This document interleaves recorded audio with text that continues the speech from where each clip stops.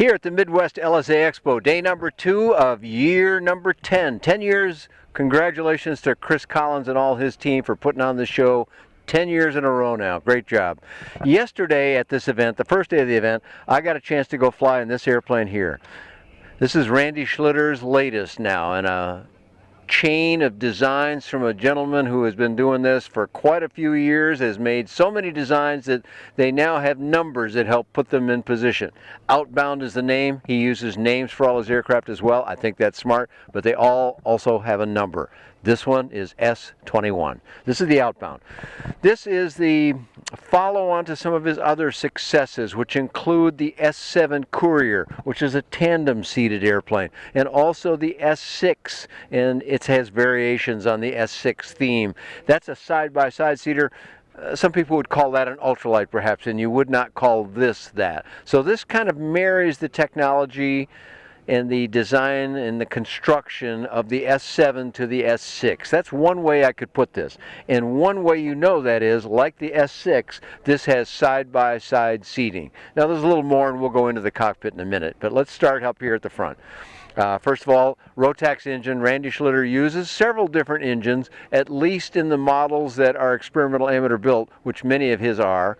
And I should stop at this point and say that RANS company is one of our storied and most successful and ambitious companies, with somewhere well north of 4,000 aircraft flying. That's not a number too many airplane companies can say, so congratulations to Randy and his RANS company for putting out a lot of product over many years, of which this is now the latest. He has always enjoyed the Rotax engines, and that's what's in here. And typical of his designs, not only does it look great, their factory-built airplanes are some of the prettiest I've ever come across. Almost always exhibit that quality, and most of them have the Rotax engine, and it ran like the proverbial sewing machine, smooth and comfortable. Up here on the front, you see that he's using the Whirlwind Prop, and this sometimes it's called a scimitar prop because it's got a little shape to it that looks a little bit like that weapon, I guess. But the combination of the 3 blades and the Whirlwind Prop on the Rotax engine just ran very, very smoothly and very powerfully. So now let's step back a little bit, look at construction of the airplane. You may be able to see that the entire fuselage has got riveting on it. So this is a metal fuselage, but it's also an all-metal wing, and I'm going to tap it here so you can kind of hear it, that's not fabric. In the past, most of the RANS airplanes that look similar to this used fabric wings, and that includes the Raven, the S20, the predecessor, if you will, to this design, used fabric in some surfaces. Now this one is metal, and it's metal from nose to tail. The entire aircraft, all surfaces and everything are all metal construction. Good news about that is its durability out in the elements, but also its repairability. There's lots and lots of places around the world and the country where people know how to repair metal airplanes. Another thing I want to point out on here is this landing gear. Now this is an aluminum landing gear. I asked if it was steel because it's very substantial looking, but it's aluminum. And on the back end here, there's a little bit of shaping to this. The camera may not show it, but there's a taper here. And the taper is on both sides. And then there's a slot back here where I'm motioning with my hands. And if you look here, top and bottom, if the camera could see all those angles, there's no brake line running down there. Yet there's brakes on it, obviously, and these nice Tundra tires on it. That's because the brake line is tucked into a little groove back here. And he says you just kind of tap that into place and it makes a nice, neat installation. Now, did I spend too much time on that one feature? Perhaps, but I do it to illustrate the point that here's a well thought out airplane reflecting the thousands of airplanes this company has made. They make both fully built airplanes and experimental amateur built airplanes. We'll touch on that a little bit more later too. So coming back a little further now, you see it's strutted. It's just a single strut and no interplane or lift struts in the middle of that. So it's a fairly clean airplane, and the shape of it is quite clean. So this airplane moves through the air with surprising ease. I mean, it says Outbound. That suggests to me, just the name that they chose for this suggests that this is kind of a bush airplane. That is, it can be flown out in grassy fields and maybe landed on gravel riverbeds or things like that you probably wouldn't do in most other airplanes. And that's one reason why there's no wheel pants on it either, because it's got those kind of capabilities. But it's also a functional airplane in the sense that I'm going to see if I can move these seats forward. Let me come around the strut here.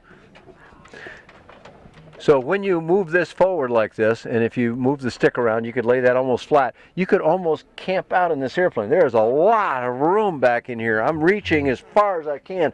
I'm well short of the rear wall.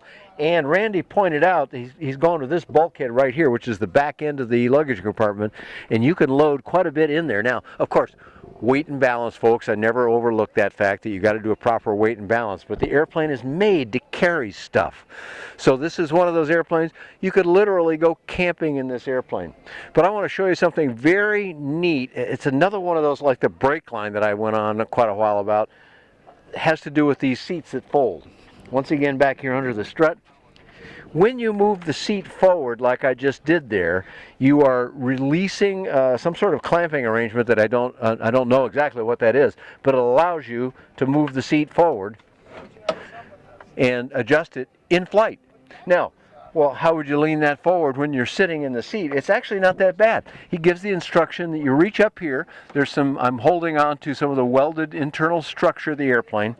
And so you grip that way, and you start to move yourself forward, and you just reach back with the other hand and pull the seat back with you, and that allows you to move that seat forward and aft within several inches of range. I'd put that at about maybe 6 inches of range. So that's a lot of difference, and you can do it in flight, as I just mentioned. So that's really good for those longer flights where you just want to have a change of position, body position, so that you can stay comfortable in the airplane. And RANS seats have always been, you see here, it's got this kind of aluminum construction. They're simple, lightweight seats. They're surprisingly comfortable, though, and I gripe about seat comfort a lot.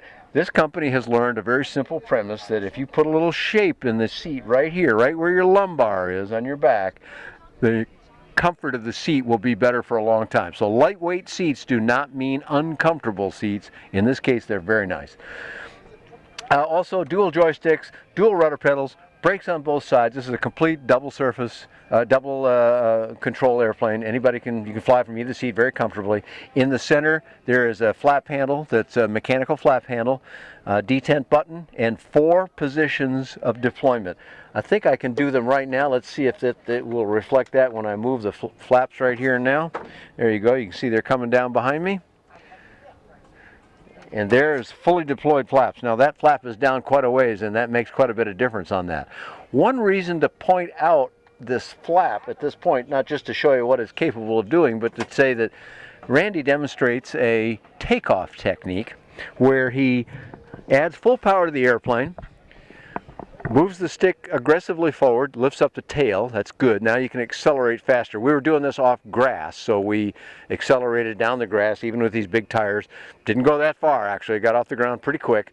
But he uses a technique where just about the moment where you're starting to get light on the wheels, he'll pull on full flaps for a moment, keeping his hand on the flaps.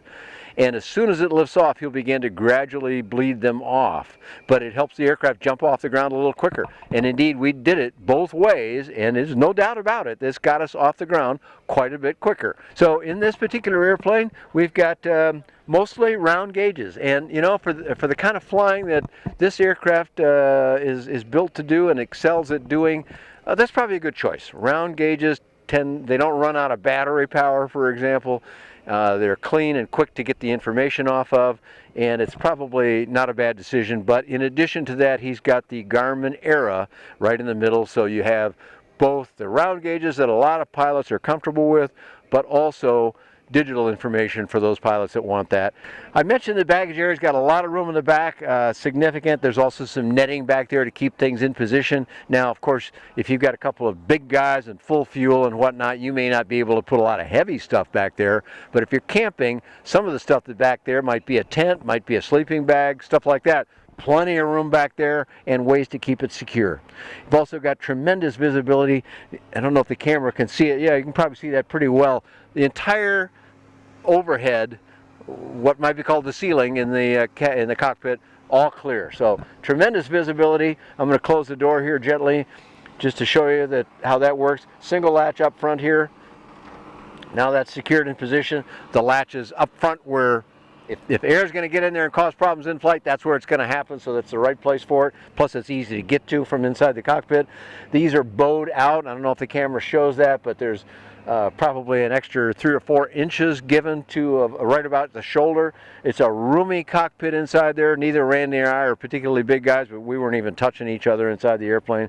I don't know the cockpit width number, but it's pretty generous, no question about it, and very comfortable. And you can also see huge visibility. I also want to point out to you how far back this door opens here. Let me open it again for you.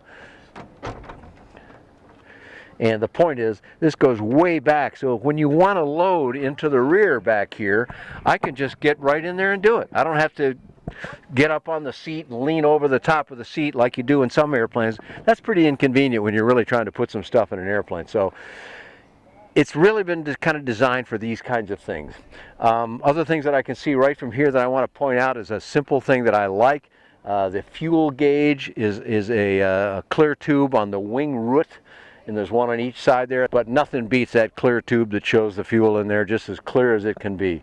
And they're on a little bit of an angle because when this airplane comes up, then everything will be in the right position.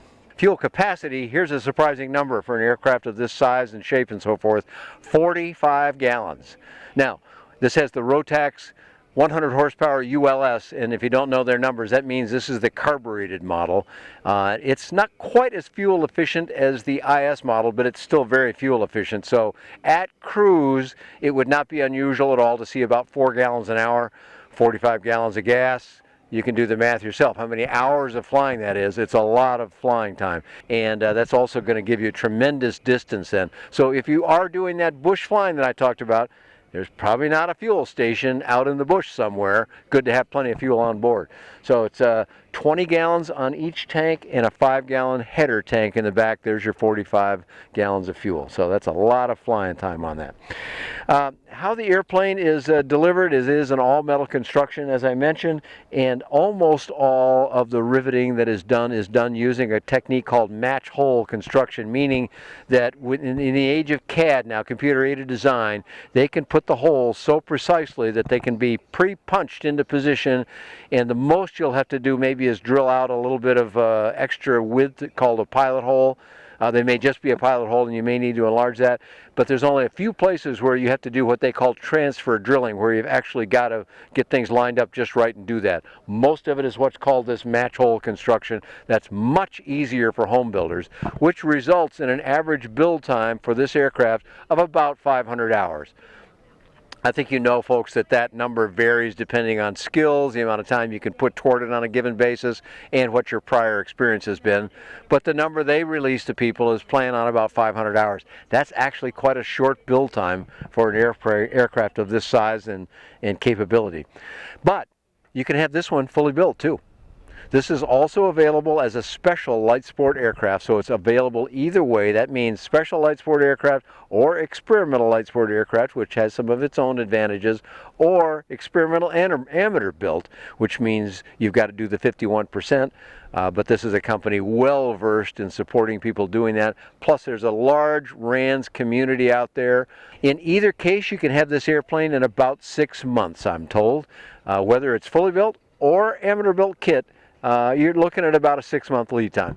Let's go take a sample flight in the airplane, which we did do, and you're going to see some video about this as part of this video here. But so we went out, and because this is a bush airplane, getting up and going far and tweaking out the speeds and using stuff like autopilot's not what you tend to concentrate on. If you want that kind of equipment in here, you can get that kind of equipment in here, but that's kind of not what this airplane is all about. So we didn't even explore those parameters. What we did do was several takeoffs and landings, and then we went out into what we'll call the practice area south of Mount Vernon Airport here, where we can maneuver without conflict of other traffic, and did some maneuvers. So first takeoff, we did a couple just so the cameras could show you what it looks like, and we used that technique where full power, stick forward to get the tail up, then the aircraft can accelerate faster, and then Randy pops on the flaps and then releases them almost immediately. As soon as the aircraft gets off the ground, he starts releasing that, maybe down to a single notch or something, where then you climb on out.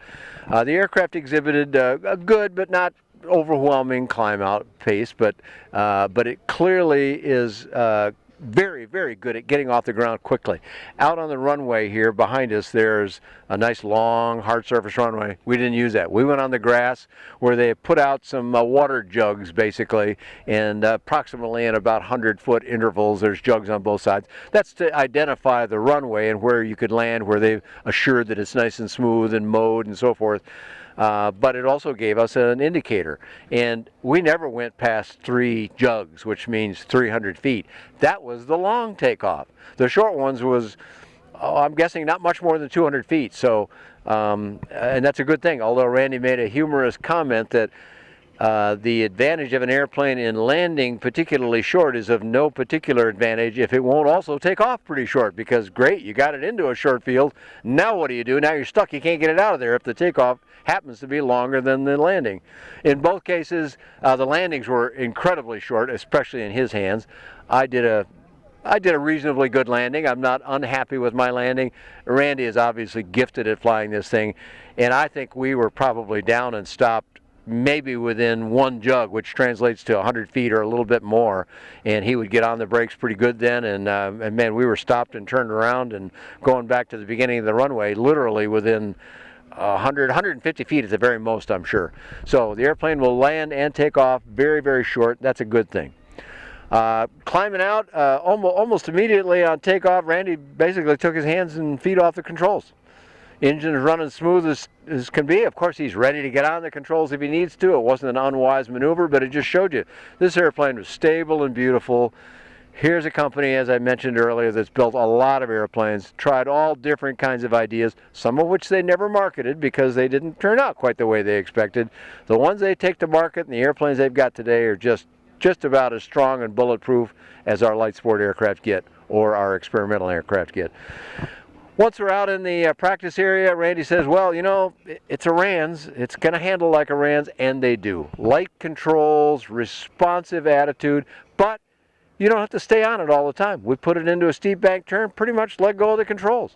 Now, I didn't change the trim at all, which is on the left joystick, buttons on the top of the joystick, do the electric trim. I was flying from the right seat. I didn't have those. I didn't need them. The control pressures are very light. I never used a trim at all in any of the maneuvering that I did. It's there if you need it. But the aircraft is just, it's so balanced and well handling that it basically kind of wants to fly itself around, and if it's going to get messed up, it's because you imparted something to it. So a lot of very positive things to be said about it. Now, with the Titan engine that they also offer, 180 horsepower, so almost double the power, you're going to get more speed out of it as well. But with the Titan engine, what was 120 mile an hour max cruise in this airplane can go all the way up to 150. Now, of course, all of you surely know that if you go 150 miles an hour in an airplane, it can't be a light sport anymore. Light sports are not allowed to exceed 120 knots, which is 138 miles an hour. And if you go 150, which you could with the bigger engine, albeit with some more fuel use too, but if you want to go faster, that is possible, but then it's experimental amateur built, and you're having to do the construction work yourself. And you know, we never know what to expect next from RANS, so this one, with its all-metal construction, all the wings and everything, was kind of a surprise to us, but I understand there's more surprises coming. Stay tuned to RANS, and you can find more about them at RANS.com. You can find more about all these kind of airplanes, including most of the RANS airplanes. I think I've flown all but 1 or 2 of their models over the years. You can find all that and lots more on ByDanJohnson.com.